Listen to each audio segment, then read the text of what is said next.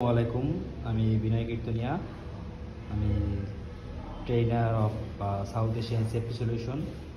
তো আজকে আমি যে এক্সামটা নিলাম তার খাতা অলরেডি আমার হাতে চলে এসেছে এবং খাতার রেজাল্ট অলরেডি আমরা দেখে ফেলেছি।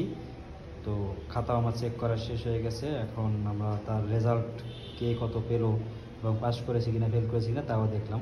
দেখেন, এই লোকটার নাম হলো আবু জাফর। সে পেয়েছে 40-এ 35, পাসিং মার্ক ছিল 30। পরেরটা, তার নাম হলো সাজ্জাদ রহমান। সে 40-এ, মানে পাসিং মার্ক ছিল 30, সে 40-এ 30 পেয়েছে, তার মানে তার রেজাল্ট হলো পাস। তারপরে আছে রানা শেখ। সে পেয়েছে 40-এ 35, তার মানে পাস। তারপরে আছে এমডি নিশাদ সরকার। সে পেয়েছে 40-এ 35, রেজাল্ট ইজ পাস।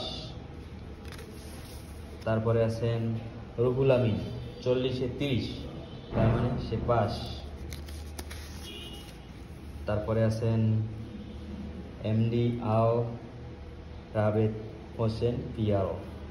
সে পেয়েছে 40-এ 30, তার মানে সে পাস। তারপরে আছেন সবুজ।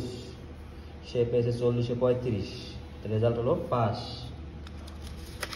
তারপরে আছেন বুলবুল আহমেদ। সে পেয়েছে 40-এ 30, রেজাল্ট ইজ পাস।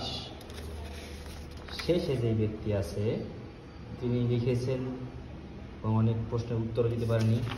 দেখেন, তো প্রশ্ন আমাদের অ্যাকচুয়ালি ছিল 8টার ভিতরে, মানে 6টা দিতে পারলেই পাস। তো অনেকে 7টা পারছে, অনেকে 6টা পারছে, বাট উনি মাত্র 5টা প্রশ্ন করেছে 40-এ 25। তো আমাদের পাসিং মার্ক ছিল 30 40-এ। তো সে যেহেতু 25 পেয়েছে, তার মানে তার রেজাল্ট হলো ফেল। থ্যাংক ইউ সবাইকে আমার সাথে থাকার জন্য। ধন্যবাদ। আসসালামু আলাইকুম।